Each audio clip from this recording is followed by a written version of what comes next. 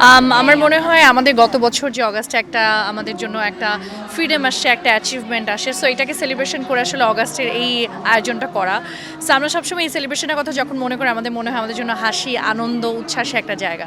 তো এই টাইপের ফেয়ার যখন হয় ওখানেও কিন্তু আসলে আপনার গেট টুগেদার হয়, you get to see lot of people.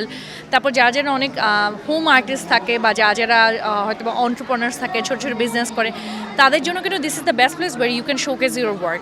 So আমার এটা দেখে খুব ভালো লাগছে, বিকজ আমরা অনলাইনে অনেক সময় দেখি কাজগুলো বুঝি না ভ্যালুগুলো, বাট আপনি যখন সামনে থেকে জিনিসটা ধরে দেখেন তখন কাজটার ভ্যালুটাও বোঝা যায়, কাজটার প্রাইসিংটা কেন হচ্ছে সেটাও বোঝা যায়। সো আমার ভালোই লাগে আসলে। আর আমার মনে হয় this is the best time যে আমরা সবসময় আগে শপিং মলে ঘুরতাম, বাট এখন আসলে এই ডিফারেন্ট ডিফারেন্ট জায়গাগুলোতে ফেয়ারগুলোর কারণে আমরা হয় কি ডিফারেন্ট ডিফারেন্ট জায়গায় ঘুরতে পারি। সো আমার মনে হয় ঘোরাঘুরির জন্য এটা খুব শান্তির জায়গা একটা। ওয়েডিং ভাইব আসলে না, কারণ ওয়েডিং ভাইবে গেলে অনেক গসিপিং হয়, আত্মীয় স্বজনরা একে ওকে দেখে গসিপ করা শুরু করে, বাট এখানে আসলে গসিপ হয় না।